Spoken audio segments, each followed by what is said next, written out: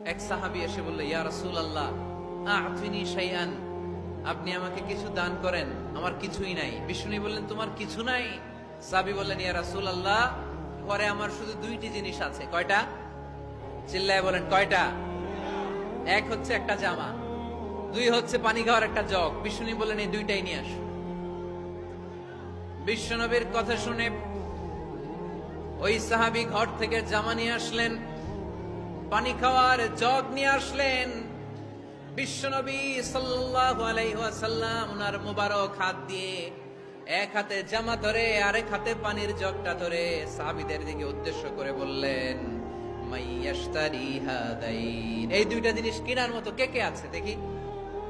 কয়েকজন হাত তুললো। বিশ্বনবী বললেন, কত দিয়ে কিনবা?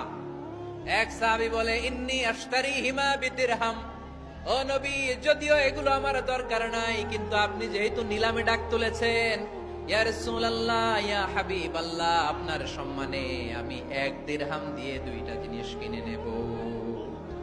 1 দিরহাম, একটা জামা, একটা পানি খাওয়ার জগ, দাম কত? 1 দিরহাম। বিশ্বনবী বললেন, না না, 1 দিরহাম তো অনেক কম হয়ে যায়। মাইয়াজিদু আলা যালিক, এর চেয়ে বেশি দামে কে কিনবা? আরেক সাহাবী হাত তুলে বলতে লাগলেন, ইয়া রাসূলুল্লাহ ইয়া হাবিবাল্লাহ ওয়া ইন্নী আশতারিহিমা বিদিরহামাইন, আমি এই জামাটার পানি খাওয়ার জগটা 1 দিরহাম নয় 2 দিরহামের বিনিময়ে কিনতে চাই। বিষ্ণু ইসলাম ওই সাহাবাকে দিয়ে দিলেন। দিয়ে 2 দিরহাম নিয়ে যে লোকটা ভিক্ষা করতে এসেছিল তার হাতে 2 দিরহাম দিয়ে বললেন, যাও 1 দিরহাম দিয়ে ঘরে খাবার কিনে দিয়ে আসো, আরেক দিরহাম দিয়ে একটা কুঠার কিনে নিয়ে আসো। শুনতেছেন? কি কিনে নিয়ে আসো? কুঠার দিয়ে কি করে? গাছ কাটে। ওই সাহাবী কুঠার কিনে নিয়ে আসার পরে বিশ্বনবী নিজ হাতে কুঠারের মধ্যে একটা কাঠের হাতল লাগাই দিলেন। আল্লাহু আকবার! হাতল ছাড়া কুঠার ইউজ করা যাবে?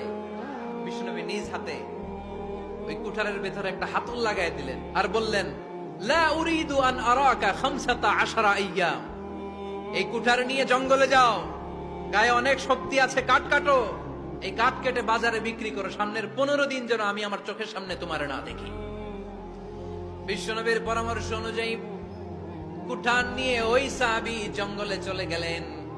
কাঠ কেটে বাজারে বিক্রি করতে করতে 15 দিন পরে 10 দিরহাম নিয়ে বিশ্বনবীর দরবারে হাজির হয়ে গেলেন। 10 দিরহাম নিয়ে বিশ্বনবীর কাছে হাজির হয়ে গেলেন।